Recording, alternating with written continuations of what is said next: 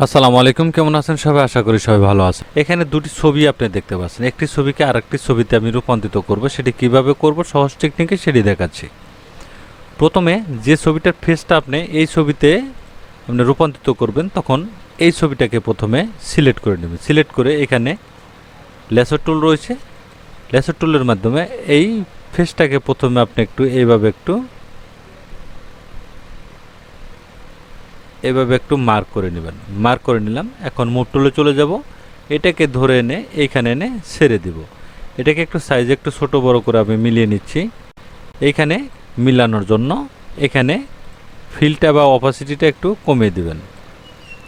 আমি একটু জুম করে নিচ্ছি বড় করে, আমি এটা দেখানোর সুবিধার্থে, যাতে এই ফেসটার সাথে এটা মোটামুটি যাতে মিলে যায়, যাতে এখানে মোটামুটি একটা ভাব জানি এখানে মিলে, সেরকম আপনি এখানে মিলিয়ে দিবেন।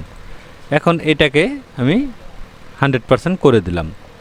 এই যে উপরের লেয়ারটা যেটা আমি করেছিলাম, এই যে লেয়ারটা রয়েছে, এই লেয়ারে এখানে কিবোর্ডের কন্ট্রোল বাটন ধরে একটি মার্ক করে নেব। এখন চলে যাব এখানে সিলেক্টে যাব। সিলেক্ট থেকে এখানে মডিফাই, এখানে কন্ট্রাক্টে ক্লিক করে দিব। এখানে 8 রেখে আমি এটাকে ওকে করে দিলাম। এখন দেখুন একটু ভিতর সাইডে কিন্তু চলে আসছে, এটা একটু ভিতর সাইডে চলে আসছে। এটাকে আপনি আরেকটু বাড়িয়ে দিতে পারেন। এখানে মডিফাই, এখানে কন্ট্যাক্ট, এখানে আমি 9 দিয়ে দিচ্ছি, ওকে করে দিলাম। এখন দেখুন একটু এটা কিন্তু বাইরে ভিতর সাইড আসছে।